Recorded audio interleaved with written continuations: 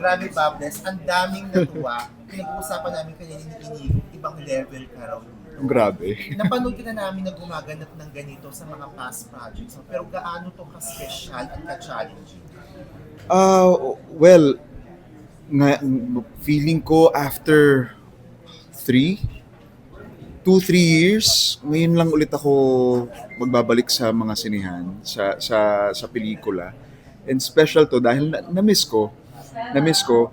Itong mga past years, kinailangan ko lang magpahinga at kinailangan ko lang tutukan yung aking physical and mental health. And noong ako ay ready na, I'm glad naman na grabe full support yung aking management, which is yung Cornerstone. And ito na, Drags to Riches. I'm very excited and I'm very happy na nagawa ko to. Dahil, again, sobra kong na-miss. Sabi mo before na medyo pahinga muna when it comes to heroes, ano? Ano yung napag-convince sa'yo na gumawa uli ng ganitong klaseng project? Actually, hindi, parang di ko naman nasabi na magpapahinga ako sa mga gay roles. Nagpahinga ako physically. Pinahinga ko muna yung aking isip at yung aking katawang lupa dahil medyo iba yung iba yung epekto ng pandemic eh. Oo, medyo mahaba yung naging epekto niya sa akin. So kinailangan ko munang to heal,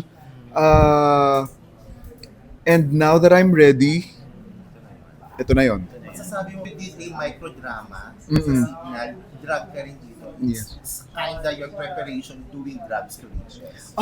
Yes. Yung sa microdrama kasi, sinabi sa akin na ito lang. Kumbaga parang konting days lang yung kailangan ko para gawin yung project. So I said yes. Dahil mahal ko talaga ang pag-arte.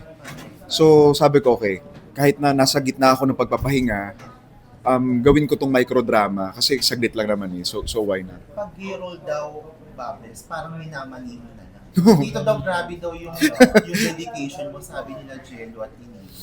Ano your thoughts on that? Grabe naman yung minaman. Hindi, may challenge pa rin talaga. Sa bawat character na ginagampanan ko, may challenge pa rin. Kasi iba-iba eh. Iba si Barbs kay Samuel Panty ng Panty Sisters. Iba si Intoy ng Signal Rock from yung mga characters na ginampanan ko. So, bawat karakter, iba pa rin ang atake, iba pa rin ang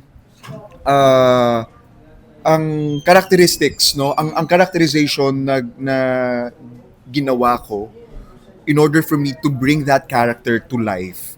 So, yeah. Ang ganda rin.